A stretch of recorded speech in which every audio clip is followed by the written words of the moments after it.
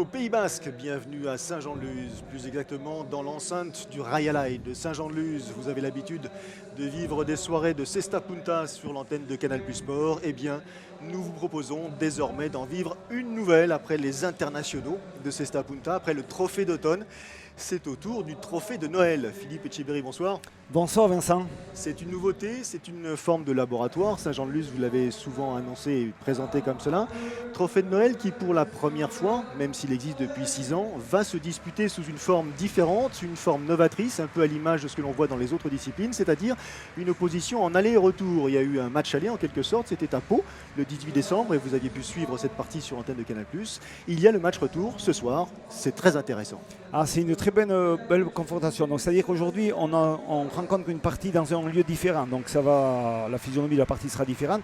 Et surtout, c'est qu'il faut être bon les deux fois. Donc, on va voir aujourd'hui qui c'est qui va gagner. Alors, on va présenter bien sûr les équipes avec l'entrée des Bleus dans un premier temps, composée avec un avant comme d'habitude, Yon Tamborendegui, qui a la particularité de remplacer celui qui s'était imposé le 18 décembre, c'est-à-dire Jean-Do Larande. Voilà, exactement. On a enlevé un champion du monde 2010 amateur avec un autre champion du monde, en l'occurrence Yon Tamborendegui, deux joueurs de classe. Lui, par contre, il est de Saint-Luce. Il va, je pense, très bien le remplacer. Il aura comme coéquipier donc un arrière, Sébastien Itaïs. Voilà, Sébastien Itaïs, c'est le petit nouveau là-dedans. Donc, qu'est-ce qu'on peut dire sur lui? C'est qu'il a une particularité, c'est que c'est un garçon qui est très adroit. Il n'a pas beaucoup de physique, mais attention, il est très dangereux à jouer. Alors, en face, comme adversaire, une légende vivante, Miguel Eguiguren, à l'avant. Et voilà, Michael Wentz, il nous a fait des prestations fabuleuses depuis quelques années. En l'occurrence, cet été, on s'est régalé avec lui ici. C'est sa petite cancha, il se sent bien. Je pense qu'il va nous faire quelque chose de joli aujourd'hui. Dernier joueur à vous présenter, l'arrière, en l'occurrence de l'équipe blanc, Laurent Aliès. Ouais, Laurent Aliès, le Palois, c'est un physique hors norme. Il est agile, il est très fort dans son revers. C'est une cancha qui peut bien lui aller. Maintenant, on va voir comment ils vont manœuvrer cette partie-là par rapport à deux adversaires assez coriaces. Eh bien, écoutez, ce que je vous propose, c'est de vivre ça ensemble et de rejoindre tout ce petit monde sur la cancha.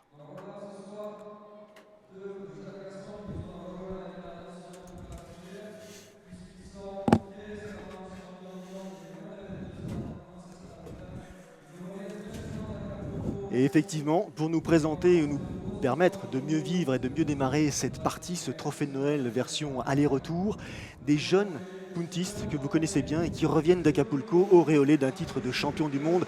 Grâce à vous en partie, vous êtes le patron des équipes de France. Et voilà, en tant qu'entraîneur, nous avons passé une semaine à Acapulco. On vient de rentrer là il y a 3 jours. Et effectivement, nous avons pu concourir ce titre de champion du monde des moins de 22 ans. Nous sommes très fiers parce que nous avons travaillé énormément. Ces jeunes-là se sont imprégnés d'un projet de jeu qui n'était pas facile à la base, mais ils ont réussi à relever le challenge et on a gagné tout le monde. Voilà. Pour être complet, vous présentez également le 3e larron de cette soirée qui va nous accompagner, bien sûr, Arquetz Aguerretz Colina, qui est l'homme de la cancha, celui qui va permettre de capter les attentions, peut-être les échanges de mots, en tout cas qui va être nos yeux au bord du terrain. Arquetz, je disais tout à l'heure, une partie désormais en aller-retour, ça risque effectivement de changer un tout petit peu la nature des engagements, parce que ceux qui se sont imposés à Pau ont encore une mission à accomplir avant de glaner ce titre. Exactement, hein. Bonsoir messieurs. Les vainqueurs de Pau voudront absolument donc rééditer leur exploit, puisqu'on peut parler d'exploit, puisque Michael Eguiguren, qui se trouve à quelques centimètres de moi maintenant, a perdu malheureusement à Pau pour lui. Et il était très en forme tout à l'heure. Il m'a dit qu'il voulait absolument revenir dans cette partie. Il aura fort à faire, puisque malgré que Jean-Laurent soit blessé, il a été remplacé par un avant de son calibre, en la personne de Yon Tamborendegui, qui a l'avantage de connaître parfaitement ce fronton pour y avoir joué des centaines de fois.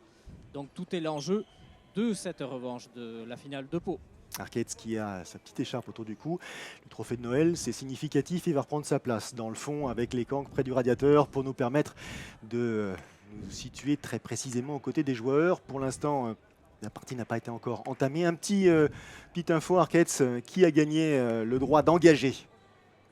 Là, comme vous le voyez actuellement, donc, ce sont les Blancs qui sont en train de choisir la pelote. Et la pelote, comme vous le savez, a toute son importance, puisque la pelote peut mettre à mal énormément le jeu des adversaires. Et on voit Michael Eguiguren à mes côtés prendre beaucoup de temps, de manière très minutieuse, choisir la pelote pour essayer, tambour battant, de rentrer à fond dans cette finale et creuser l'écart dès le début pour éviter la mésaventure qu'il a connue à Pau. Eh bien voilà, et Philippe, Michael Higuaín qui accorde beaucoup d'attention à la pelote, hein. On l'avait vu, on l'avait suivi cet été pendant les internationaux. Il avait gagné des parties significatives justement en adaptant cette pelote, je dirais presque au profil de ses adversaires. Oui, alors là aujourd'hui, c'est très important parce que le choix de la pelote va se passer comme ça. Cette équipe blanche, elle a une particularité, c'est que par rapport à ces bleus, elle est beaucoup plus physique. On le sait déjà, il y aura besoin d'allonge dans ce fronton qui est plus long qu'à Pau et c'est un fronton un peu plus adapté pour eux.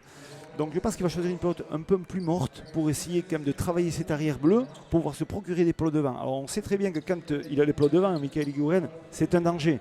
Donc je pense qu'il a choisi sa pelote de façon à pouvoir exercer des attaques parfaites. Alors vous disiez deux profils de parties ou du moins de paires différentes, en l'occurrence des avants ou des bleus plutôt qui ont peut-être un tout petit peu moins d'expérience, moins malins, moins je dirais madrés que leurs adversaires. Différence d'âge aussi, est-ce que ça peut avoir son importance? Les Blancs sont un tout petit peu plus âgés, même si on est encore loin quand même de la sénilité, hein. Oui, mais là ils sont au plus haut de leur forme, même à 26 ans, comme Ayon Bouredegui et Sébastien Itos, donc 30 ans, je pense qu'ils sont largement à la portée de ces bleus.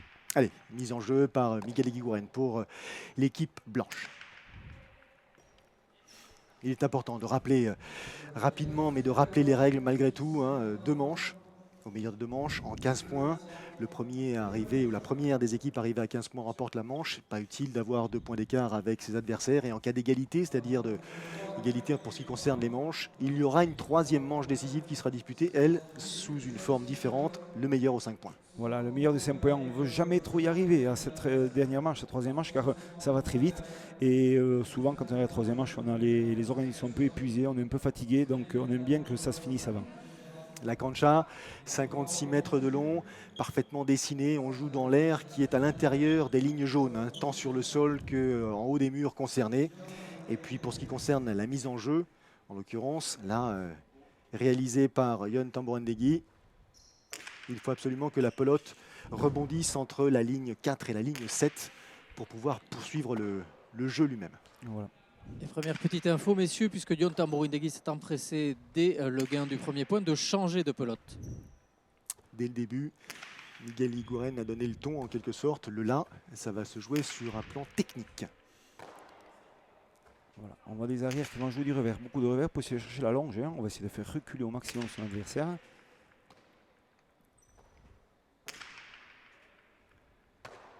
Les deux paires de joueurs qui sont vraiment installés là dans le fond, hein, dans la cancha. C'est pour l'instant une partie où on essaye un tout petit peu d'analyser l'attitude de l'autre. Voilà, occupation de terrain sur une pelote un peu rapide avec un jeu du revers pour surtout essayer d'amener le jeu très très loin.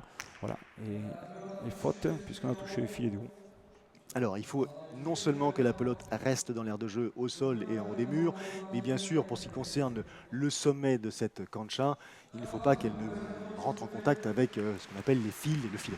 Voilà, le filet, c'est ce qui délimite la hauteur de la cancha. Donc c'est-à-dire qu'on peut s'appuyer en jouant vraiment très haut sur le mur de frappe, mais on peut aussi vite toucher ce filet du haut, donc il faut faire très attention.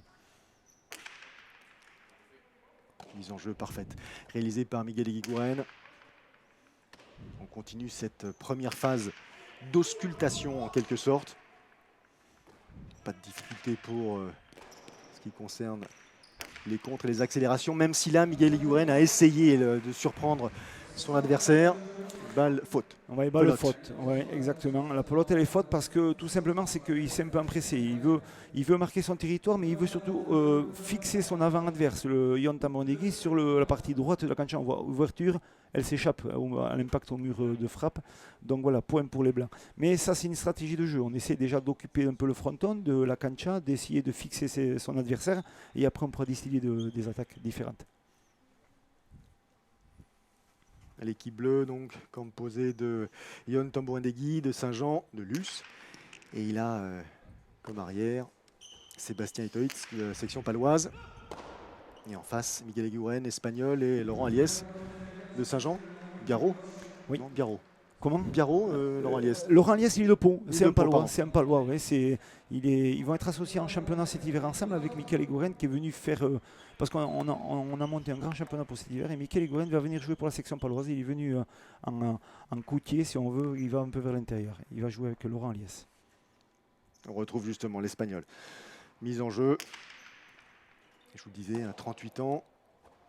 Gabarit, somme toute assez, je dirais, classique, mais Miguel Iguren très expérimenté, capable de réaliser des gestes absolument magiques, qui possède l'art dans tous ses détails de la cesta. Une belle réaction de la part de Tambourin Degui.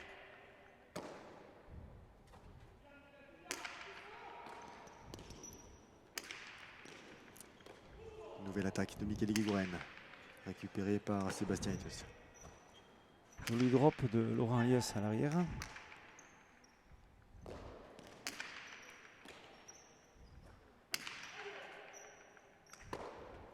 Difficile à capter là, mais parfaitement récupéré par l'arrière bleu.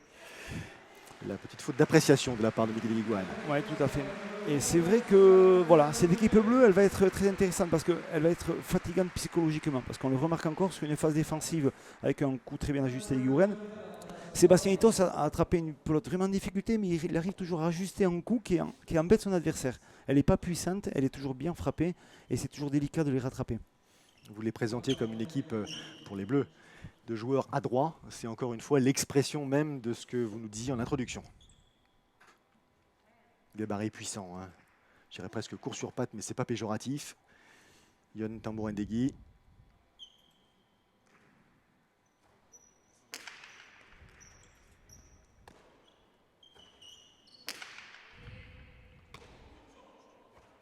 Léger avantage pour l'instant. Pour ce qui concerne les Bleus, 3 points 1-2, on est très loin du compte. On est encore dans une phase de découverte en quelque sorte, même si encore une fois, hein, ces joueurs se sont opposés. Il y a peu, c'était à Pau, à l'exception de Tambourin Degui qui lui a remplacé Jean-Do Laran, qui s'était blessé justement, un problème de tendon d'Achille, je crois, Philippe. Oui, c'est ça. En milieu de deuxième manche, il s'est blessé en sautant au mur, en redescendant, il s'est fait quand même une contracture au niveau du tendon d'Achille. Donc par précaution, c'est vrai que la saison démarre pour nous ici en France à partir du 9 janvier avec un championnat de France Pro, et il a préféré quand même faire l'impasse sur cette partie-là.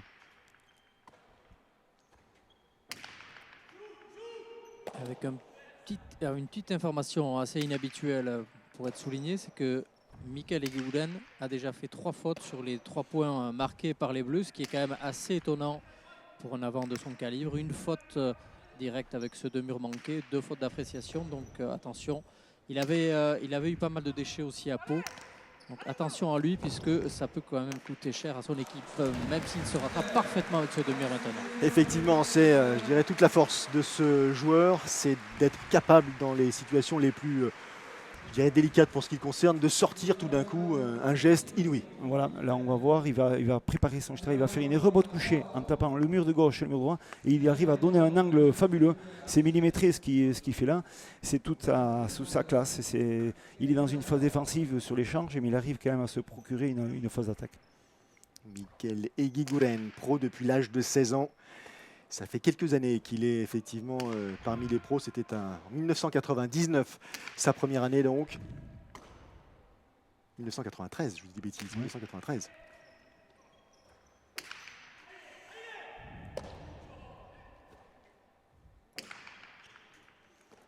Grand gabarit, puissant, placide, je serais tenté de dire, mais pas tant que ça. Laurent Aliès, vigilant à l'arrière. Voilà, il a un revers très lourd. C'est l'un des plus gros revers qu'il y a dans ce championnat français, dans les arrêts français avec Xabi Enza et bien sûr l'incontournable Eric Irasorza.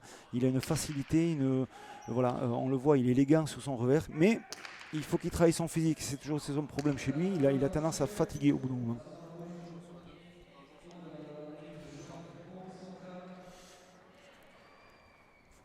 Nouvelle faute directe.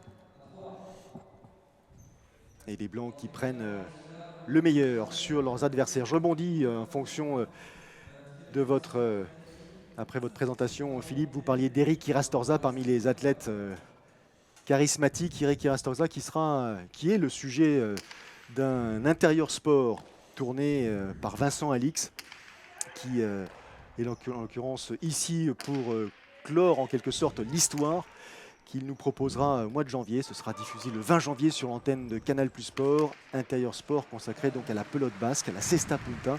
C'est suffisamment rare et intéressant pour le souligner, à suivre donc de très près. Ouais, on sait très bien que Eric Assoda, quand même, c'est le fer de lance de cette spécialité et c'est le modèle de tous les jeunes. Nous, à Acapulco, il nous a appelés. Voilà, il est derrière nous, il est avec nous. Il est à Miami, mais il suit de très très près la carrière de tous ces jeunes aussi. Donc voilà, c'est fabuleux. C'est un garçon qui mérite le respect. C'est un repère pour la plupart de ses pairs. Allez, Michele Eguiguren.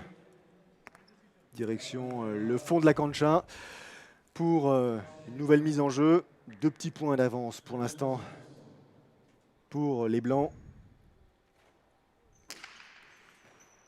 Récupération de volée par Yon Tambo-Ndeki.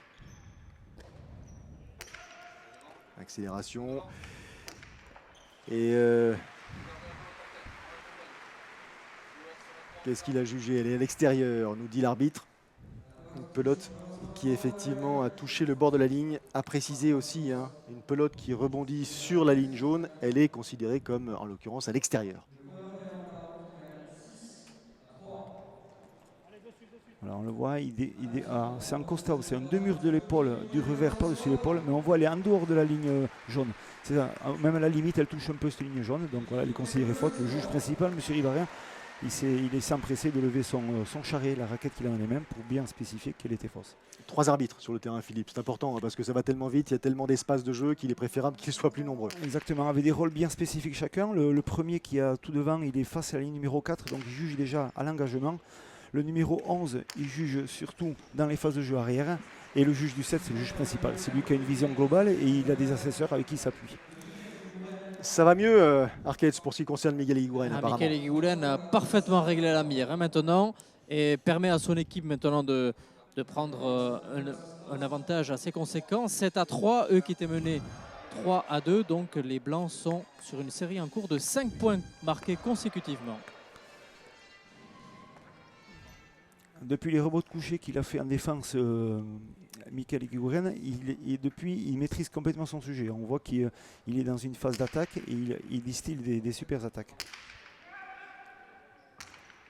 Pelote profonde proposée par Tambo-Ndeki, récupérée par l'arrière des Blancs. Ça ne fait absolument rien pour l'instant. Toujours aussi vigilant, Laurent Aliès. Oh, belle récupération là, de l'arrière bleu, Sébastien Itois. Belle bagarre d'arrière pour l'instant. Avec de magnifiques gestes, hein, de part et d'autre, que ce soit Sébastien Itois ou Laurent Aliès. J'ai le sentiment, Arquette, je ne sais pas si c'est le vôtre, que ça s'est un tout petit peu animé. Oui, ça s'est clairement animé maintenant. Après des débuts un peu timorés, là maintenant, les 4 joueurs sont pleinement rentrés dans la partie. Sébastien Itois, il est sur une partition assez similaire à celle de Pau, c'est-à-dire il tient la baraque sans faire beaucoup de fautes. Et c'est plutôt maintenant Michele Eguiguren qui commence à prendre le dessus sur Yon Tambo-Ndeki.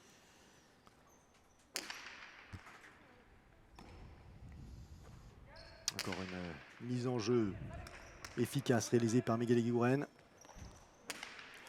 Voilà, une rebote très longue, on voit, il cherche le haut du mur au reboter. Il trouve bien l'angle voilà. du mur en l'occurrence. L'accélération bien anticipée de la part de Yon Tambo-Ndeki. Et rebote pour Laurent Aliès. Il avait un point, je dirais presque dans le gant, presque tout fait. Il a joué trop vite. Voilà, exactement. Il s'est un peu précipité sur sa réception. Il a voulu déjà engager une attaque. On l'a senti sur la réception. Mais c'est vrai que ça ne pardonne pas. Hein. On voit, il anticipe. Très belle en angle de vue. Là, on voit les rebotes par-dessus l'épaule. Il va aller chercher, c'est son objectif. Mais on voit la faute de gain parce qu'il est déjà précipité sur son attaque. Donc il a voulu mettre le charrue avant les bœufs et il a fait la faute.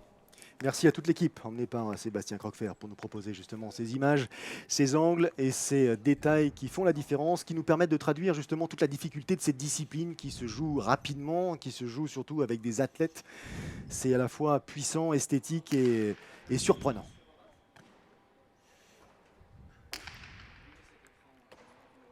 « 9-3 ». Il semble que la différence est faite dans cette première manche par l'équipe blanche, en l'occurrence composée par Miguel Eguiguren et Laurent Aliès. 7 points consécutifs, Vincent. Il va falloir que les Bleus se prennent en main et agissent, voire même réagissent. Des Bleus qui se sont imposés à Pau il y a quelques jours en 2 petites manches. 15-13, 15-14, donc C'est loin d'être acquis. Beau point là, Ah magnifique. ouais, hein. ouais, là, il est en train, il est en train de réciter. Hein. Là, il engage une pelote. On voit, il va rentrer de la droite. On va le voir exactement. La vitesse déjà de la pelote en sortie. Hop, il arrive à engager. Et il engage d'un côté pour le coincer à droite, mais il le pose à gauche. Voilà, c'est le jeu du corps qui fait la différence et la gestuelle qui pose. Il a l'ouverture complète. On voit qu'il est facile. Installé, hein. il est installé à l'avant et il possède le terrain. La cancha lui appartient en quelque sorte. Et pour l'instant, Yann Moentegui essaie de trouver sa place autour et à chaque fois, c'est dans l'urgence. Alors cette équipe blanche, quand même, comme vous dites bien Vincent, c'est qu'elle est bien positionnée sur le fronton. C'est-à-dire que Laurent Alias, l'arrière, joue numéro 10 et Michael Indurette, il joue entre le 6 et le 8. Donc ils jouent pratiquement à 40 mètres du mur de frappe. Donc ils sont faciles dans le jeu. C'est à eux maintenant, l'équipe bleue, à les faire reculer. Il faut les faire reculer ce qu'ils ne font pas. Donc voilà, ils sont embêtés. Voilà, des bleus qui multiplient les maladresses dans une phase assez difficile. Il va falloir se reprendre. Nul doute qu'ils vont y parvenir. Mais là, la première des difficultés, c'est de mettre un terme à cette spirale négative. Voilà. Ils subissent complètement un jeu. Là ils sont... Sébastien Itois, il est positionné au numéro 13, 14 au mur du fond. C'est dur, il est pratiquement à plus de 50 mètres. Et les coups qui sont violents, parce que ça vient très très vite. Il faut dire que la pote elle vient à plus de 250 à l'heure. C'est vrai que au bout du deuxième, troisième échange, ça demande un peu plus de maîtrise et un peu plus de concentration. Et des fois, on peut pas. On passe à côté, on fait des fautes. Allez, Guigouren, le rouleau compresseur qui continue sa partie sans se soucier de ses adversaires. Pelote encore parfaitement récupérée. Et encore un contre-pied. Quel point! Vous pouvez continuer, Arquette. Quel point, effectivement. Le droit Quelle maîtrise. magnifique de Michael Guigoulen qui montre et qui démontre maintenant pourquoi il est considéré comme un des tout meilleurs joueurs à son poste. Probablement le meilleur avec Iñaki Goicoechea. Tantôt les deux murs, les gauche-gauche, ici un à droite. C'est exceptionnel ce que propose Michael Guigoulen en ce moment. Il marche sur l'eau, on dirait. Il marche sur l'eau. Et moi, ce qui m'inquiète un petit peu, c'est que les Bleus n'échangent pas tellement. J'ai presque le sentiment qu'ils sont chacun dans leur coin et qu'ils n'essaient pas de justement mêler leurs compétences, leurs idées pour tenter de bâtir une réaction, ou tout du moins une forme de réaction. Ah, Ouais. Il suffit de peu pour, en l'occurrence, Bien sûr. suivre une petite erreur de Michael Guigouren. Et les Bleus qui marquent le point après avoir encaissé, écoutez bien, un 10-0 par les Blancs. Ça y est. C'est peut-être ce point-là qui va leur permettre de se reprendre. C'est important, ces sommes d'échanges, Philippe, c'est essentiel. C'est très important, la cohésion d'équipe passe par là, par le dialogue, par la situation de jeu et surtout par le positionnement sur le fronton. Donc c'est ça qu'ils ont besoin de retrouver, de se reconcentrer sur ça. Allez, parfaite mise en jeu pour Yontombo Ndegui. Ça y est, on signale qu'on peut récupérer cette pelote, on accélère. Et regardez ce point, cette conclusion. Est-ce que les Bleus sont sortis d'affaire pour autant? Je ne sais pas trop, mais bon, c'est vrai qu'il faut dans ces phases de jeu, on voit une rebote un peu longue, et là, il va déclencher un demi-mur, comme a fait Michael Indurette, mais du numéro 7. Et là, la trajectoire est rapide. Hein. Sortie de mur, ça va plus de 100 à l'heure. Elle prend de l'effet en plus, donc c'est très difficile. Soit on anticipe, soit si on est en retard, c'est trop tard. Ça va lui faire du bien, sans aucun doute. Regardez son regard très concentré. Allez, nouvelle mise en jeu pour l'équipe bleue.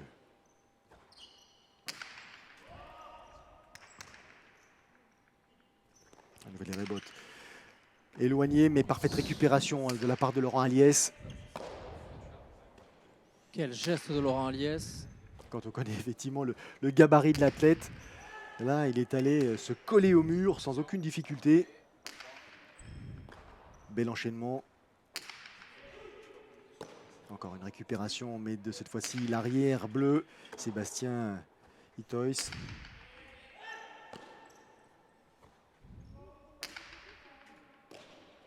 Miguel Higuaín qui a reculé un tout petit peu sur cette cancha. On essaye de le surprendre, d'accélérer un tout petit peu ses pelotes. Des Blancs qui descendent. Hein. Voilà, on voit qu'ils sont bien positionnés. Ils arrivent à bien se situer sur la cancha et ils sont faciles. Je ne vois pas qu'est-ce qui va les déranger en ce premier match, honnêtement. Hein. Et toujours la même stratégie de jeu, des Blancs qui se forcent à faire reculer au maximum Sébastien Itois qui côtoie beaucoup plus le mur du fond que le reste de la cancha, malheureusement pour lui. Et difficile donc d'établir une stratégie de jeu quand on est acculé de la sorte. Il n'a aucune, je dirais presque, initiative à sa portée. Erreur, faute directe de la part de l'équipe Eguiguren Aliès. Petit point pour les Bleus, ça leur fait du bien. Ça leur donne peut-être un tout petit peu le sourire. Ils ont moins le mérite de ne pas se résigner, de ne pas laisser les choses en l'état. Il ne faut jamais lâcher à la pelote et dans tous les sports en général. Quand on est sportif de haut niveau, on lâche rien. Tant que le dernier point n'a pas été donné, eh bien, il faut se battre. Et souvent, on a vu des changements de situation. Hein. Ça peut arriver, 12-6, ça peut changer. Malgré que cette équipe blanche soit bien positionnée sur le fronton, on voit que les Bleus sont combatifs. Et déjà, c'est très important. Ça redonne le moral et ça donne envie toujours de gagner des points. Ah, un petit sourire sur le visage de Yon Tambor-Ndegui. C'est peut-être le signe qu'on attendait. C'est peut-être l'expression tout simplement de cette force qui pour l'instant était en sommeil. À suivre donc. Cette mise en jeu de Tambor-Ndegui, récupérée, je dirais, facilement par Laurent Aliès. L'arrière blanc. Sébastien Itoy qui monte un tout petit peu, qui essaye justement de se décoller de, ce fond de cancha, qui l'empêche de prendre la moindre initiative. Et donc, de ne pas pouvoir justement aider son avant. Et voilà, ça change le jeu. Hein. On voit quand cette équipe bleue commence à passer un peu devant l'équipe blanche et ça change complètement. Là, c'est vrai que Laurent a pris la pelote directement en sortie du mur. Ça fait très mal sur le dos. Il va y avoir une petite tache bleue qui devrait foncer. Il y a forte chance. Au gré des heures. Ça. On voit la pelote elle reste un peu plus en hauteur. Elle est volante. Et voilà. Et on a vu le geste de Sébastien Itoy, c'est qui s'est empressé à venir à la rencontre de Laurent Aliès pour lui demander si ça allait. Il a eu un peu le souffle coupé, puisqu'il a pris la pelote au niveau des côtes. Il a quelques difficultés à retrouver ses esprits. Alors, ça fait extrêmement mal, cette pelote qui revient après avoir ricoché. Il ne s'y attendait pas du tout. A priori, ça va, il va pouvoir reprendre. Il ne faudrait pas que cette partie soit à nouveau le théâtre d'une blessure, comme ce fut le cas lors de la confrontation dite aller à Pau au mois de décembre, le 18 donc, qui a contraint donc Jean-Dominique Olaran à être forfait pour ce match retour.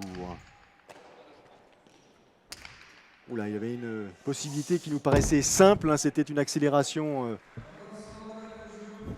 au ras de Ray. Il a choisi une autre option. Oui, il a choisi l'option de... Il a vu Sébastien qui a commencé à s'avancer un peu vers le numéro 10. Il s'est dit, tiens, je vais le lober.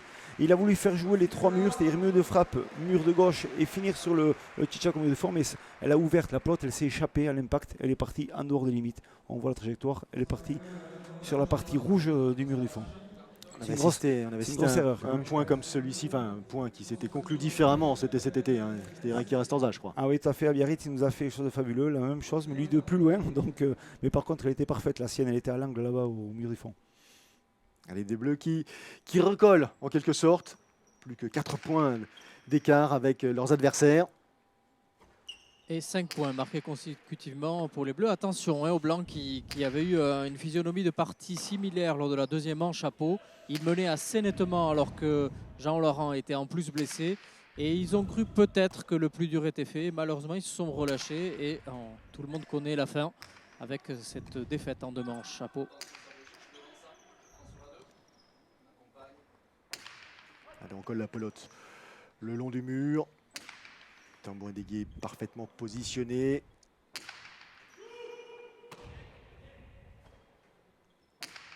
Un point usant. Pas de prise d'initiative pour l'instant. On essaye d'imiter les mouvements de l'adversaire. Et on a le sentiment là, Philippe, que les Bleus ont pris un léger avantage sur l'équipe blanche. Là, Voilà, on voit qu'ils ont déjà, première chose, ils ont fait reculer les Blancs. Donc déjà, ils se sont plus assis un peu plus sur la cancha en avant, un peu plus sur le mur de frappe. Donc c'est très important. Et là, à l'heure actuelle, on voit que Yon Tambori recule un peu plus sur le fronton. Il distille un peu mieux les pelotes. Il arrive à jouer des droites piquées. Ils font un reboté pour changer le jeu, pour changer un peu la stratégie. Et c'est parfait. On voit la droite parfaite de Sébastien Itoy sur le mur de gauche. Et là, c'est faute sur un beau corridor, une réception du revers après le rebond. Et là, c'est faute. Mais il joue bien, l'équipe bleue joue bien, je vous le disais, elle est embêtante, elle est épuisante, elle est fatigante au bout d'un moment, cette équipe bleue.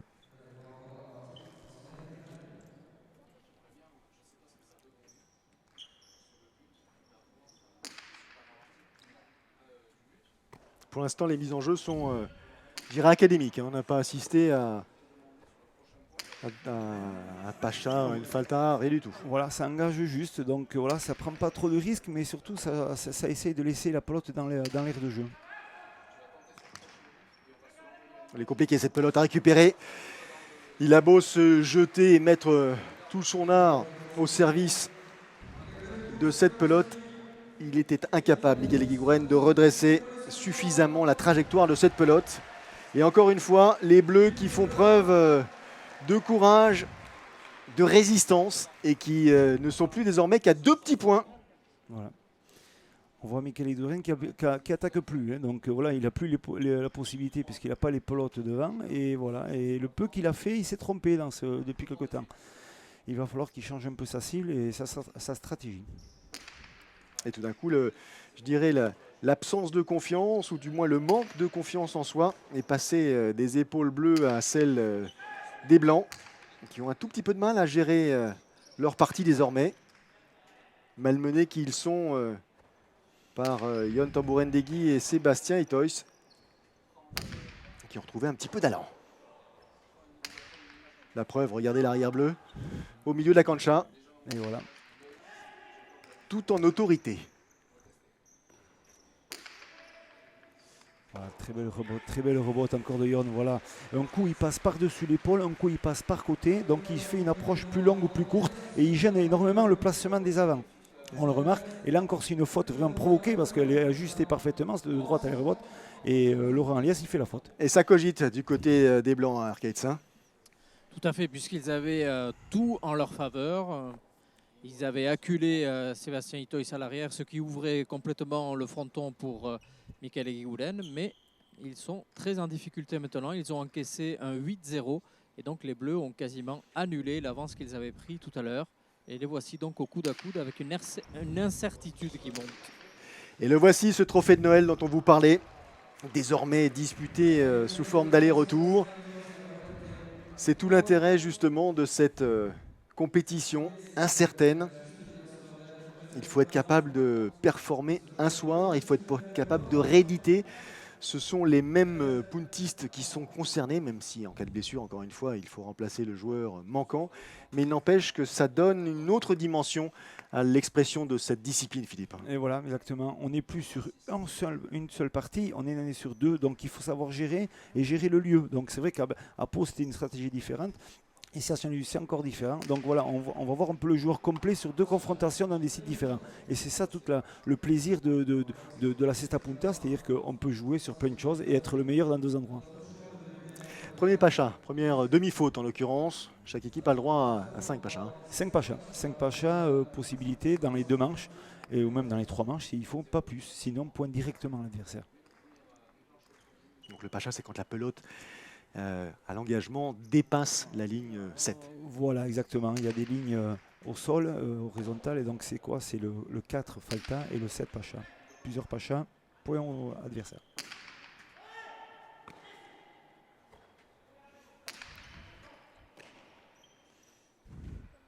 L'équipe blanc qui a récupéré un petit point, qui a désormais encore un avantage sur ses adversaires.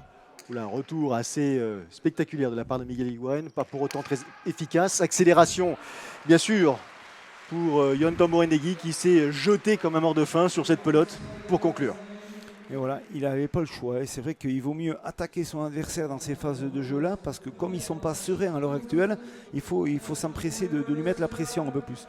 Et là, c'est vrai que la pelote qu'il a eu au numéro 5, il ne s'est pas gêné. Il a juste un 2 murs de la droite par-dessus l'épaule. Pas tellement décroisé, c'est-à-dire vers le grillage, un peu plus vers l'intérieur, et il a fait le point. Il faut dire aussi que Yon Tambourendegui, comme il est le remplaçant de Jean Dolaran, il a une petite pression supplémentaire ce soir. Hein. Tout à fait, il veut bien faire parce qu'il se dit, Jean-Do qui est son pote aussi, son ami, et il se dit, tiens, je vais essayer de prendre ma revanche moi aussi sur Saint-Louis, parce que toi tu as gagné à Pau, eh bien il faut que je gagne pour toi, donc c'est important.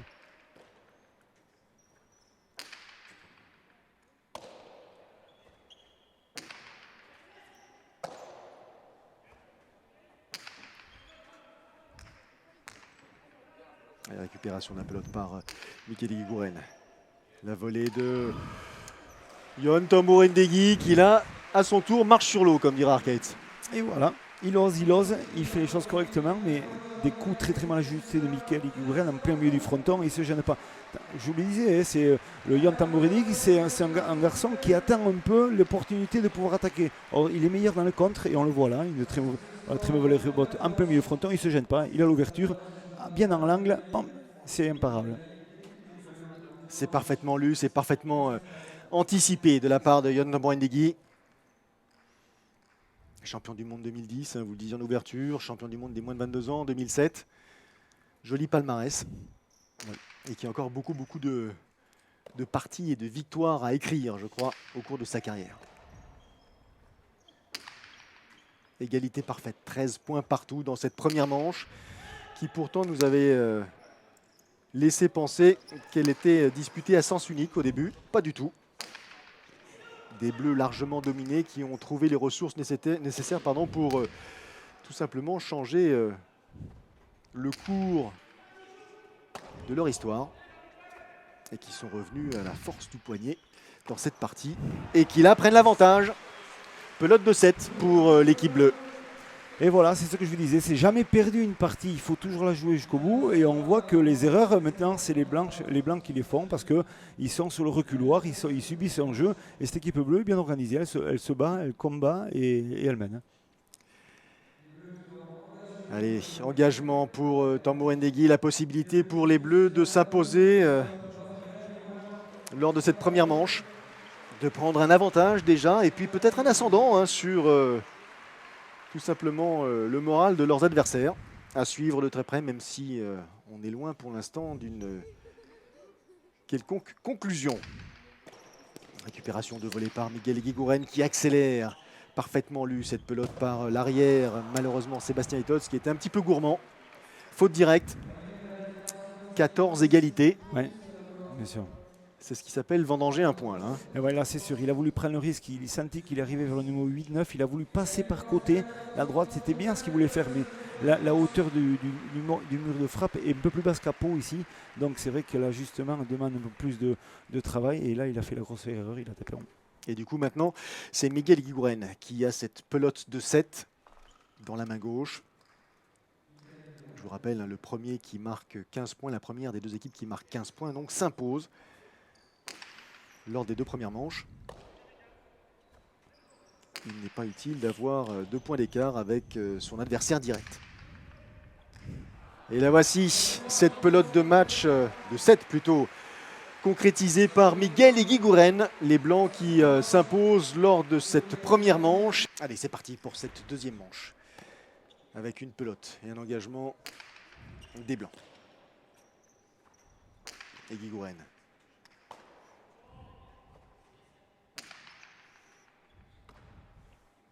Laurent Aliès, l'arrière blanc, solide.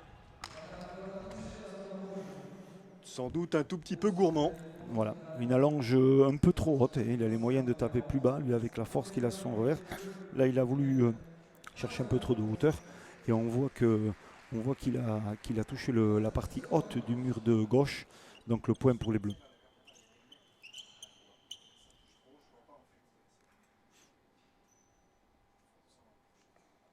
Premier point pour les Bleus. Et donc, cette fois-ci, c'est Yon Tambourendegui qui met en jeu. Une pelote que Michele Guiguren laisse filer, récupérée par Laurent Aliès. Allez, rebote pour Tambourendegui. Et reprise de volée par Guiguren. Ça s'aligne un tout petit peu.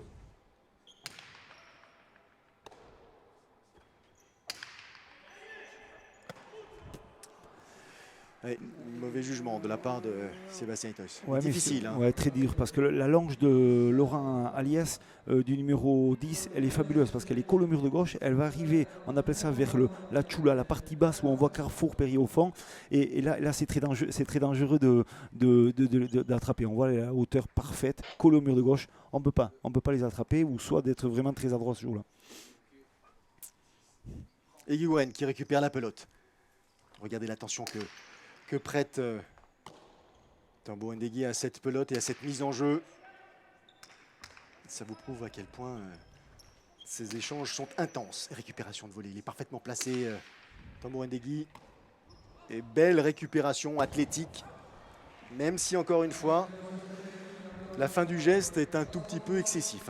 Et voilà, il a la facilité, il a l'élégance, il a tout, Laurent Aliès. Maintenant, voilà, il faut qu'il retrouve sa précision et sa rigueur dans le jeu. C'est son petit problème à Laurent. Donc je pense qu'avec Mickaël, il va réussir à trouver la solution.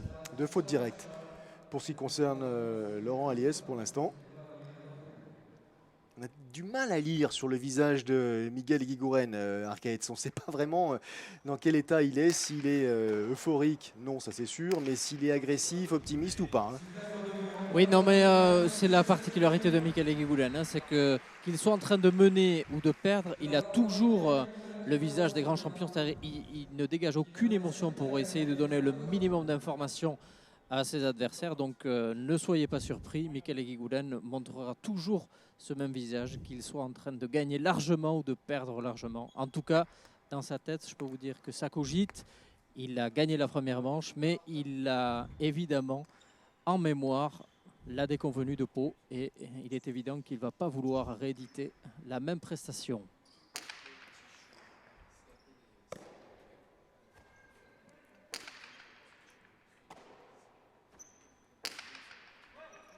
Alors on a réglé la jauge du côté de Laurent Aliès. Belle accélération.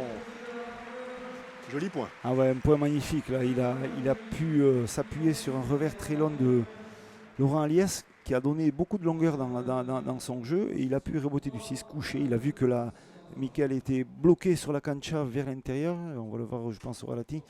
Voilà, donc le revers très long. Et voilà, Mickaël il reste à l'intérieur. Donc il voit qu'il y a le demi-mur qui est ouvert et il ne se gêne pas. Parfaitement ajusté, ça c'est fabuleux. C'est de la grande technique dans ce jeu-là. Est-ce que les Bleus n'auraient pas choisi de mettre la pression sur Laurent Aliès principalement? Il faut trouver une solution. Et moi, comme je vous dis tout à l'heure, si déjà dans une cancha comme à Saint-Louis, si on trouve de la longe dans le revers, on arrive à bloquer un peu sur l'arrière, on risque d'avoir plus de munitions sur l'avant. Et s'ils arrivent à le faire, et ça sera parfait pour eux. Nous allons suivre ça et vérifier si oui ou non les Bleus ont décidé d'opter pour cette stratégie. En tout cas, c'est celle qui avait été employée à Pau avec le résultat qu'on connaît.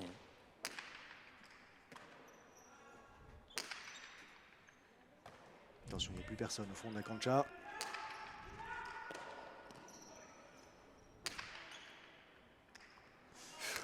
Eh oui, difficile de juger cette pelote qui arrive très vite, qui arrive là face à Sébastien Etoos.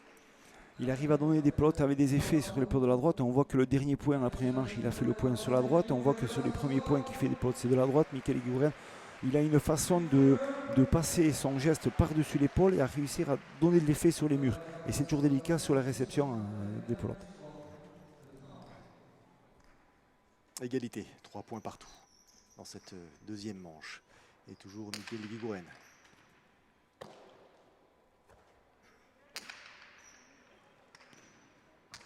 Attention, rebond. Eh oui, il a été surpris. Sans doute une petite incompréhension, légère incompréhension entre les deux membres de l'équipe blanche. C'est un revers pas trop puissant, bien ajusté entre le 8 et le 9. Et au niveau du sol, du rebond et de la percussion sur le mur du fond, elle perd de la vitesse. Et donc la pelote, elle ne va pas très loin. Ils ont été vraiment étonnés et surpris.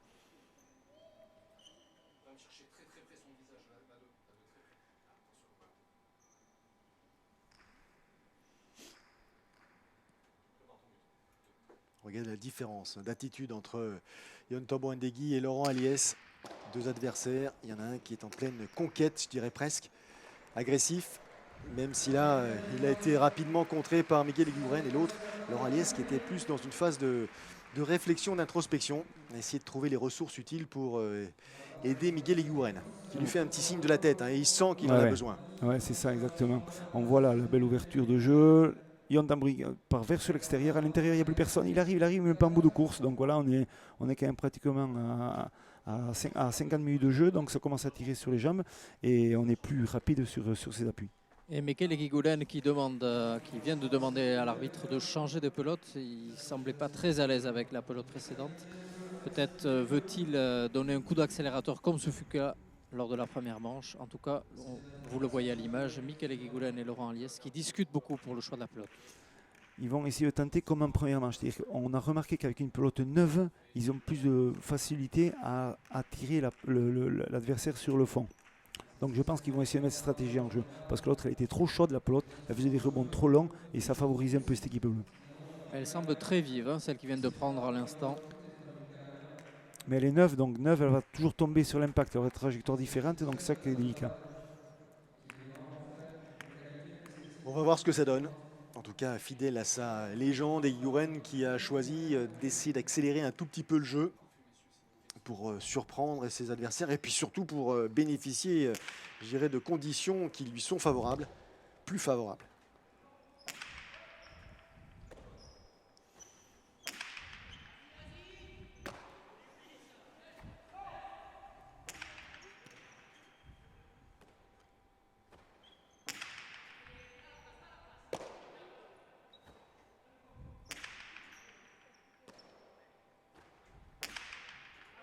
Échange entre arrière pour l'instant. Cette fois-ci, c'est Guillaume de Boindegui qui a récupéré cette pelote. Légère accélération. Laurent Aliès est parfaitement placé à son tour. Deuxième rebote pour Tambourin Degui.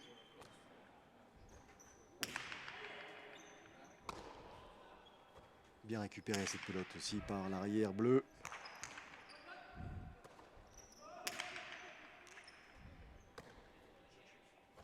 Dans la pointe du gant pour Sébastien Itos. Long échange. Et Laurent Aliès qui fait parler sa puissance maintenant. Il l'a bien eu. Il avait l'avantage de la place. Il a choisi l'amorti. Voilà, c'est toute la qualité qu'a ce joueur. Disons que je parlais de Laurent Aliès parce que c'est le travail, il vient de lui. On voit qu'il a mis du temps à ajuster un geste parfait. Il a fait reboter 2 fois parce qu'il a trouvé un peu plus de hauteur. Mais jusqu'au moment où on peut fournir une super pelote à son avant et qui, lui, à ce niveau-là, il n'y a aucun problème. Il est spécialiste, il a l'art de le faire parfaitement et on l'a bien vu. Donc, c'est-à-dire que Laurent, s'il arrive à faire ça sur la deuxième manche, mais en continuité, ça pourra aller très très vite, je vous le dis honnêtement, avec cette pelote-là. Et les Blancs qui prennent l'avantage pour la première fois dans cette deuxième manche. 5 points effectivement pour Eguiguren Aliès, 4 points pour Tambourin Degui et Itos. Ça s'annonce effectivement assez incertain. On va vite avoir une, je dirais, idée avec les 2 prochains points. Falta à la pelote Falta. très largement.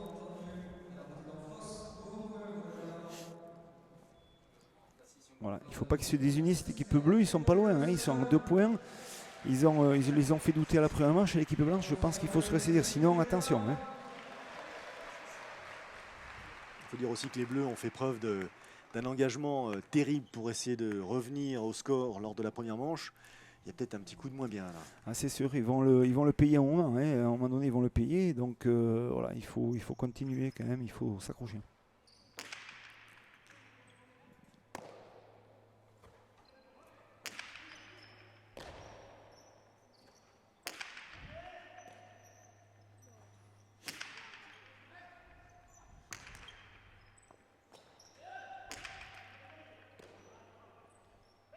Voilà, il a joué aussi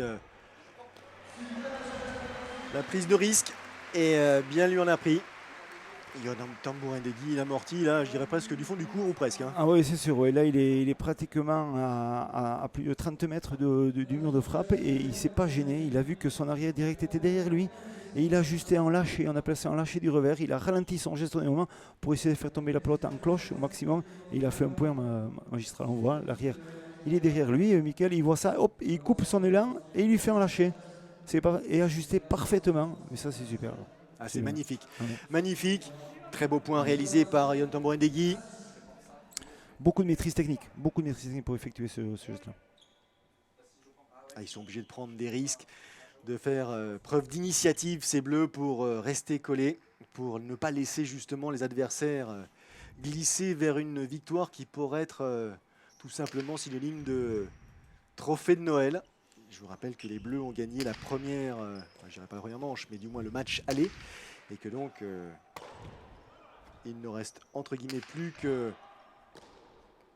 une victoire ici, mais c'est loin d'être écrit puisqu'il y a juste 2 petits points qui les séparent à l'issue du trophée et du match de la partie aller plutôt disputée au mois de décembre, le 18 à Pau, puisque les Bleus s'étaient imposés 15-13, 15-14.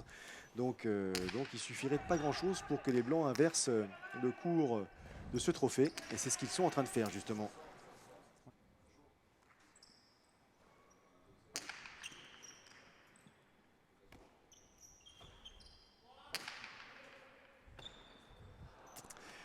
Faute.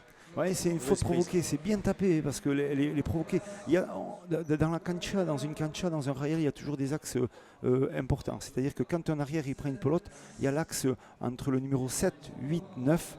Ces endroits-là, c'est des endroits qu'il faut couvrir. C'est-à-dire que c'est des endroits où les arrières vont toujours essayer de lancer sur le mur de gauche parce que la couverture est très, très, très délicate. C'est-à-dire qu'on ne peut pas trop la laisser passer à les rebotes parce qu'elle n'aura pas assez de force pour revenir sur une rebote. Donc il faut être présent. Et là, on voit que c'est très très bien ajusté et toujours très dur à rattraper. Allez au but, Egui Gouren. Petit point d'avance pour l'instant pour les Blancs dans cette deuxième manche. Des Blancs qui ont rapporté cette première. 15 points à 14. Et il ne lâche rien, Yon Tambouendegui. Pas question de laisser filer ce trophée. Ménel se démène comme un lion, je serais tenté de dire, devant. Tandis que Sébastien Eto'o est un tout petit peu bloqué à l'arrière et a du mal à lui donner un petit coup de main.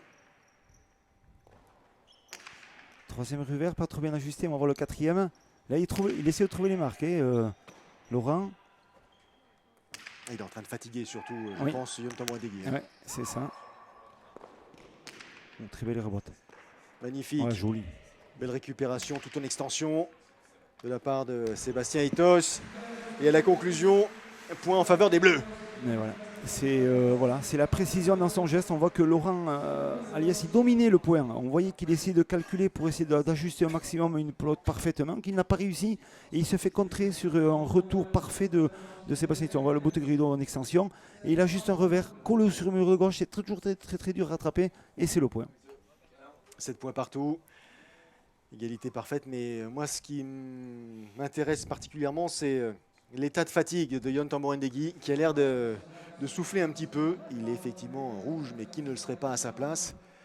Il faut garder encore un petit peu de jus, de réserve si possible pour la suite. C'est loin d'être définitif pour l'instant.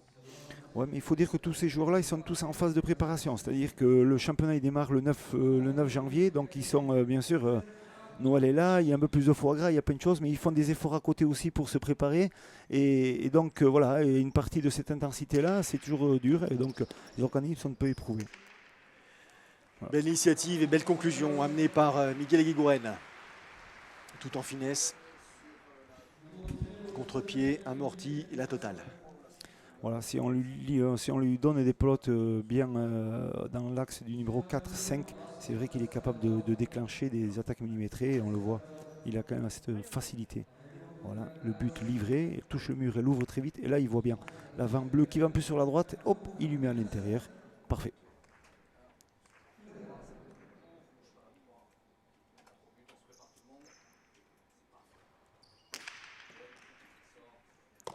Encore un engagement de qualité distillé par Egui Gouren.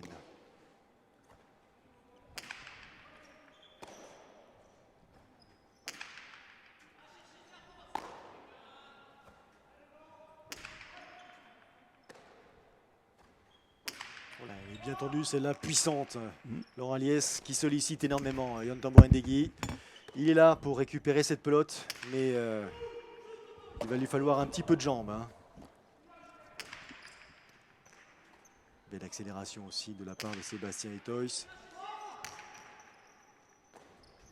rebote au coup droit. Pelote de volée. Là, on a une succession de gestes absolument magiques. Ouais, c'est un très joli point là, vraiment des points somptueux. Regardez la volée encore une fois. Les échanges.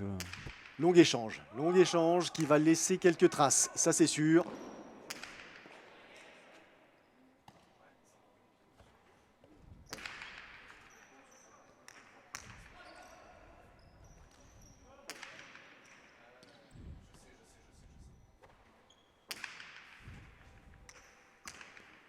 Pelote que récupère Miguel Eguiguren.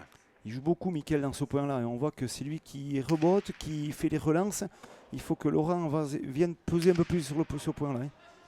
Oh là, Ouais, elle est magnifique. Et voilà. Elle est magnifique et vous en parliez à l'instant. Il vous a écouté, sans doute entendu. Laurent Aliès qui a réalisé, en l'occurrence, une pelote qui est venue s'écraser en bas du mur de fond. Et voilà, c'est une choula. Donc c'est-à-dire que on voit depuis que le temps il est en train de chercher sa bonne longueur de geste pour réussir à positionner ses pelotes sur le mur du fond.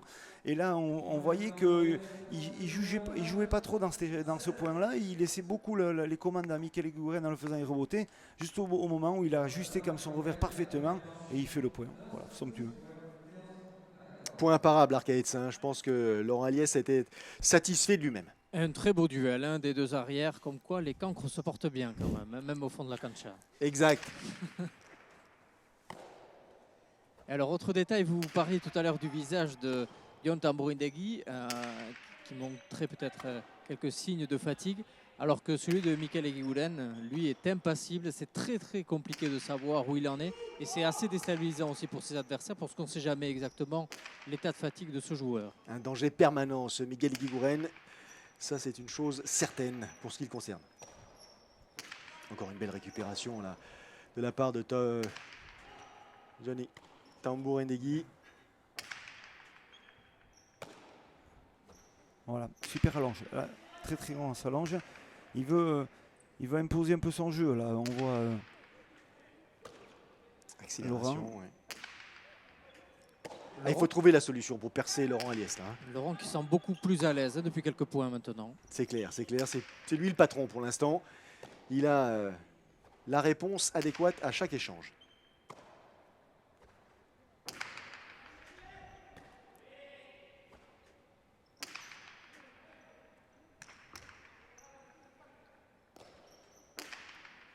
Voilà, Sébastien Etos est toujours présent. Il a des jambes, il sent bien le jeu, il distille des bonnes pelotes.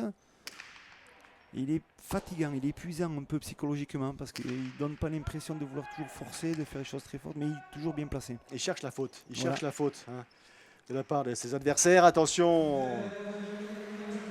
voilà. Le rebond est un tout petit peu alors je peux vous dire que Mickaël Eguiguren a placé la pelote exactement là où il voulait la placer. Ça peut paraître être un hasard, mais c'est parfaitement ce qu'il voulait faire. Et c'est magnifique. On vous croit sur parole, Arcaïtz. Voilà. Il va armer son rebot du revers et il la laisse monter très haute pour qu'elle vienne tomber au numéro 8. Et là, elle fait un rebond sur très très haut et c'est imparable, très dur. Mais très bonne complicité entre Laurent Aliès et Mickaël Eguiguren pour bien lui laisser passer cette pelote pour qu'il puisse dans les bonnes conditions pour y reboter. Attention, l'avantage devient consistant. 10 points pour les blancs, 7 points pour les bleus. Et c'est un avantage psychologique aux 2 tiers de la deuxième manche. Est-ce qu'ils vont continuer leur travail de sape? Conserver pour l'instant la mainmise sur cette partie. En tout cas, Laurent Aliès, lui, laisse à penser que la pelote qui lui a gentiment écrasé les côtes tout à l'heure n'est que l'image du passé. Faute directe. Faute directe, encore une fois. Mais ils sont obligés de prendre des risques. Il est obligé de prendre des risques. Il n'a pas le choix.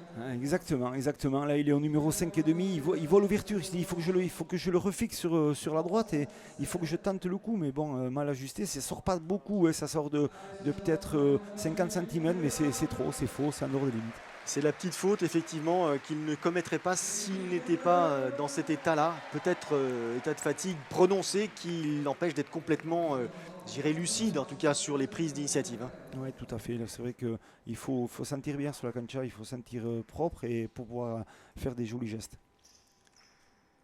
Mais attention, parce que petite erreur, mais grande conséquence, puisque 11 à 7, 4 points consécutifs marqués par les Blancs qui ne sont plus qu'à 4 points de la victoire finale. Exact.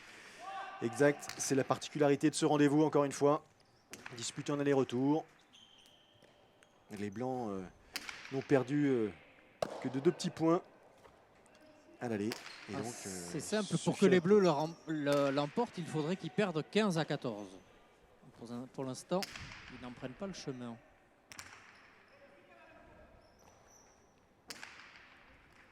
Attention, allez, initiative, Sébastien Etos. flirter avec la ligne. C'est clair, c'est clair. Et il est pris à son propre jeu. Le contre Miguel Eguiguren. Imparable.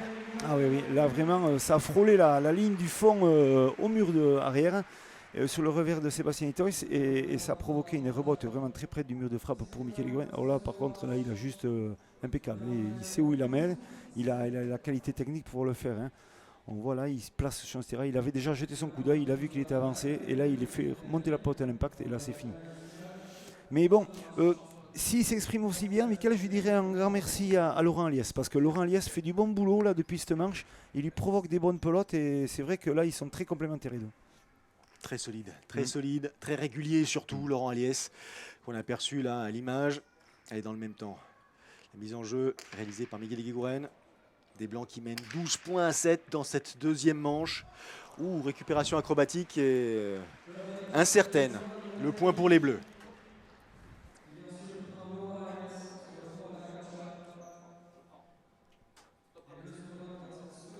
Yon Tambourindegui qui a soufflé un ouf de soulagement après avoir encaissé 5 points. Il revient changer de pelote pour essayer de recoller au score. Il fallait effectivement trouver un moyen pour interrompre cette succession de pelotes perdues par l'équipe bleue. Prendre le temps de respirer, d'échanger, peut-être de changer de pelote aussi, mais en tout cas de se replacer dans une logique plus agressive et non plus simplement subir comme ils le font maintenant depuis de longues minutes. Voilà, ça fait toujours du bien de pouvoir se resituer sur la cancha, de pouvoir discuter 2 minutes et de voir ce qu'on peut faire en suivant avec une pelote neuve, bien sûr. Donc pelote neuve veut dire l'engagement, très important. Il faut qu'il se concentre Yon, parce que c'est toujours délicat l'engagement qu'une pelote neuve. Il glisse un peu plus à la sortie de terrain, et sachant que Miguel Eguiguren est un spécimen dans la réception et dans l'attaque, il faut qu'il fasse très attention.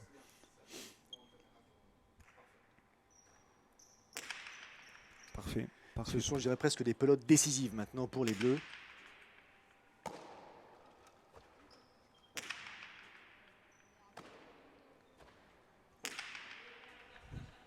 Solide Aliès derrière, hein. Très solide. Qui avance légèrement pour encore une fois distiller une pelote le long du mur, récupérée de manière acrobatique par Tambourindegui et mise à mal par Miguel Eguiguren, mais heureusement. Super. Ah, Falta. Voilà. C'est duré. Sébastien Itois était là, mais la pelote a dépassé les limites de l'aire de jeu. Voilà, elle a touché la partie rouge du mur de gauche, donc la pelote elle est fausse.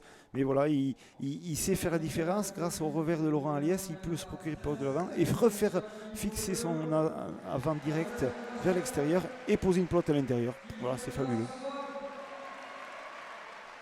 Allez, il faut que le public soutienne un tout petit peu les Bleus qui en ont besoin pour trouver les ressources utiles et essayer de recoller au score. Même si, encore une fois, là, les Blancs paraissent maîtriser la situation. Et à l'image, Miguel Eguiguren prouve de quoi il est capable. Ça vient très vite au fond. Je peux vous dire que pour Sébastien Itois, c'est vraiment une concentration permanente, parce que c'est toujours très délicat de pouvoir renvoyer tous ces pelotes. Et il n'a pas beaucoup d'espace pour le faire, hein. Surtout il est collé au mur quasiment, donc c'est très compliqué même d'armer le coup. Regardez la récupération. Ouais. Il faut être super concentré. On change le jeu de la droite pour le faire avancer un peu, et ils vont essayer de le refaire reculer en suivant. S'ils peuvent, voilà, il va le rallonger. Voilà, ils essayent c'est les situations de jeu, on essaie de faire avancer, de faire reculer, et c'est usant. Psychologiquement, c'est dur, même physiquement.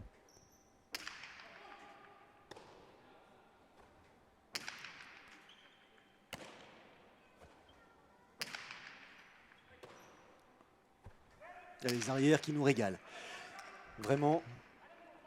Allez, cette fois-ci, on essaie d'accélérer un tout petit peu. Récupération volée par Yon Tambourindegui qui en profite pour tromper Laurent Aliès. Ouais. Il y a vraiment de la qualité de jeu ce soir ici sur la cancha lusienne. On a vraiment 4 joueurs qui nous proposent vraiment du haut niveau. Et dans ce cancha lusienne qui est très dur.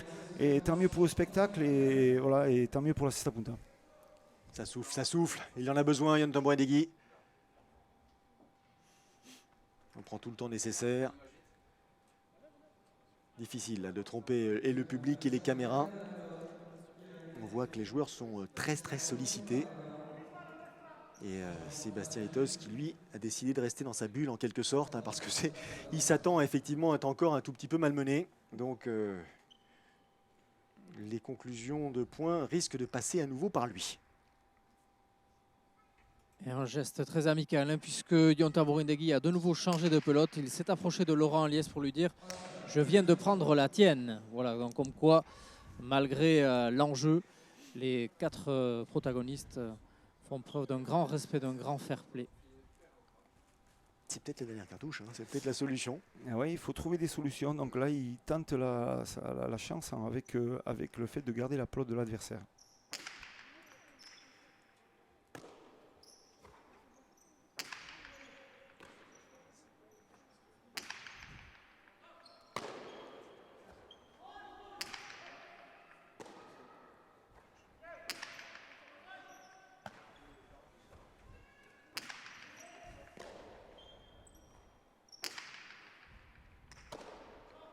Oh, belle récupération de la part de Laurent Liès, un coup droit. Tentative, belle amortie réalisée par Yonta Borindegui à ce stade de la partie. C'est impressionnant. C'est osé, on peut dire, parce qu'à 13-9, il faut avoir du cran, il faut avoir la qualité technique, mais voilà, je pense qu'il y avait d'autres solutions, mais quand c'est réussi, on peut dire que c'est bien fait. Voilà, on va le voir, il va déclencher Botigori de la droite, réception et lâcher. Il ralentit sa vitesse de bras pour déposer un lâcher de la droite, c'est fabuleux. Et des Bleus qui reviennent, du moins qui limitent un tout petit peu l'écart. 3 petits points désormais les séparent des Blancs dans cette deuxième manche. Est-ce qu'ils vont nous refaire le coup de la première partie, revenir au score? On leur souhaite une conclusion peut-être plus souriante. Il donne le sentiment d'avoir inversé le cours des choses. En tout cas, Yonta Borindegui est plus présent, lui, dans le jeu. Il était un peu plus discret lors des points précédents. Voilà, il réclame un peu plus les pelotes à les rebotes, donc c'est pour ça on le voit un peu plus et il distille super bien les pelotes. Regardez ce qu'a fait Miguel Indurain, incroyable. Cette récupération, on l'a collé au mur.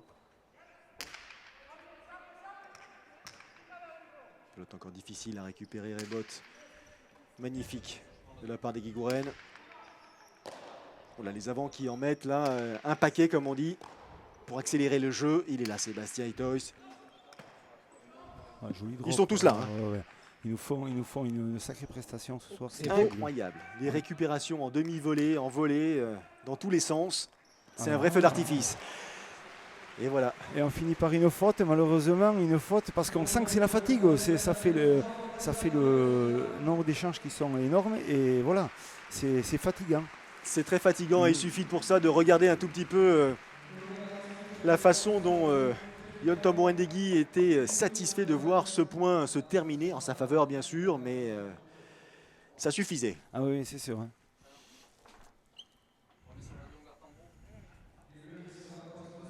« 13 points à 11, 2 petits points d'écart.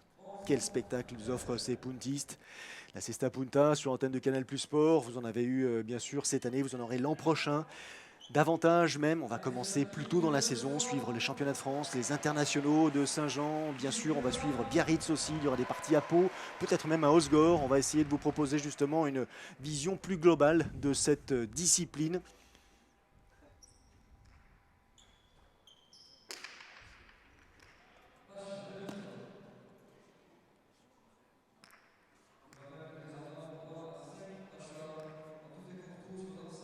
Il me semble que c'est le premier Pacha pour Yonta Borindegui.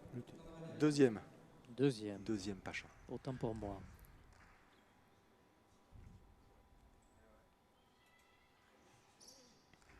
Allez, elle est importante cette pelote, il le sait, pas la peine d'insister. La mise en jeu est une vraie régalade.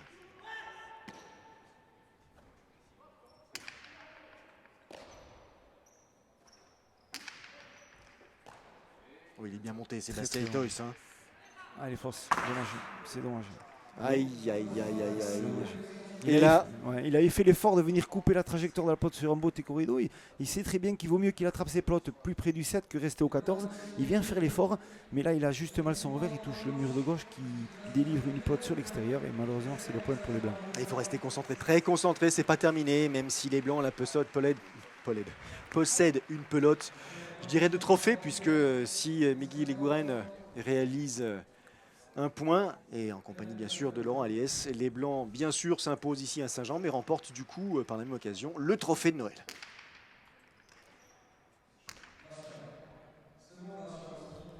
Deuxième pacha pour Miguel Eguren. Il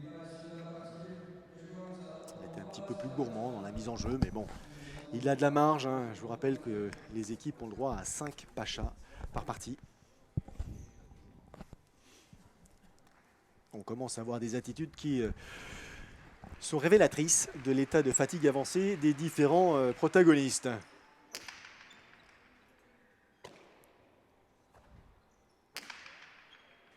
Voilà, tous les sens sont en éveil pour récupérer cette pelote. Pas commettre de fautes directes dans un premier temps et surtout essayer de tromper l'adversaire. Il met de la violence dans ses derniers revers, Laurent Aliès. On voit qu'il veut essayer d'en découvrir et d'en finir surtout. On voit qu'il pousse bien sa main gauche pour essayer de... C'est fabuleux. La récupération, il est toujours là, bien présent dans son coin depuis le début de la partie, Sébastien Itois. Attention à cette balle, et cette pelote plutôt récupérée par Tamborindegui. Et l'accélération et les ressources, elles sont là. Et voilà, le tchitchak, le fameux tchitchak, c'est-à-dire que la pelote qui va frapper d'abord le sol, le mur derrière et revient sur le sol. Donc c'est le tchitchak. Et pour ajuster ce geste-là, c'était même de la technique. Et Yon Tambouri a eu une bonne vision de jeu, la bonne ouverture. Fabuleux. On voit, il rentre, il tape par côté. Il a vu l'avancer un peu Laurent Aliès. C'est là, le tchitchak, au stop. Voilà, sol, mur, sol. Et il a couché Laurent Aliès. Exactement. Allez, des Bleus qui reprennent pour l'instant la pelote. 2 points d'écart, 2 points d'écart. Ce n'est pas terminé.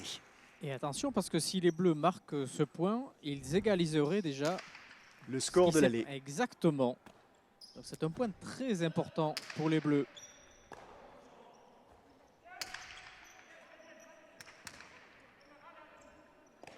Et ils le savent bien aussi, bien sûr, les Blancs, Eguiguren et Aliès. Là, il y a un silence qui règne sur cette cancha. La récupération de Sébastien Itois. Le coup droit, Aliès qui va essayer de tromper et il y parvient. Il a trompé effectivement Yon Tamborindegui. Un petit peu gourmand sur ce coup-là. Il a manqué de lucidité sans doute. Mais quelle partie nous ont proposé ces 4 acteurs. Ah ouais, super, super. Très très belle partie. On finit par un geste de la droite à la première manche de Miguel Eguren et à la deuxième manche de Laurent Aliès de la droite, 2 murs posés par-dessus l'épaule et il fait le point sur le rebond. Super prestation de ces 4 joueurs. 15-14, 15-12 pour les Blancs qui, pour un tout petit point de différence, remportent ce trophée de Noël 2015. Simbolo bezala, azken puntuan ere Laurent Aliesek sartu puntua, bera ere asko hobeto jokatu du Pauen baino. Tout un symbole, Laurent Aliès qu'on avait senti un peu en difficulté à Pau, a marqué le dernier point et un magnifique point. Pouvez-vous nous dire un mot sur Laurent Aliès? Bai, Laurent oso pelotari handia da, baina bueno, urteak eraprera doaz eta erritmo hartzea geroz eta gehiago kostatzen zaigu.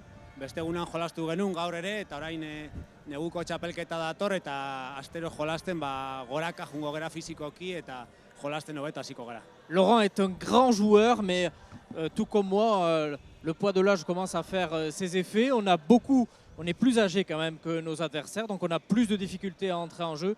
Mais il est vrai que lorsqu'on rentre en jeu, avec un peu de chance et beaucoup de travail, on a réussi à l'emporter. Sorionak, félicitations et à très bientôt. Merci. Merci beaucoup Arquette. Première édition assez originale. Philippe, ça a été un réel succès. On l'a vu, le public était là, les joueurs étaient parfaitement contents. Ça s'inscrit ensuite dans une logique de, je dirais, d'évolution de cette discipline qui a besoin de faire preuve aussi par moments de différence avec le passé. Oui, exactement. Ces systèmes de challenge, de changement, de cohabitation entre les rails et des compétitions bien officielles, ça peut que faire grandir la spécialité. Et tant mieux, il faut continuer en ce voie-là. Eh bien, c'est tant mieux. Je vous rappelle que vous pourrez suivre sur l'antenne de Canal+ Sport le 20 janvier le sujet, le Intérieur Sport, consacré à Eric Irastorza, réalisé par Vincent Alix. C'est aussi l'exemple de notre intérêt, de notre suivi de cette discipline. Et nous, on vous donne rendez-vous dès l'année prochaine, bien sûr, je dirais au printemps, pour les premières retransmissions et premières diffusions de Cesta Punta sur l'antenne de Canal+ Sport. D'ici là, je vous souhaite de passer une bonne fin d'année et puis mes meilleurs vœux, nos meilleurs vœux pour 2016. Salut à tous. Allez, bonne fête. Au revoir, Vincent. Au revoir. Au revoir Arcades.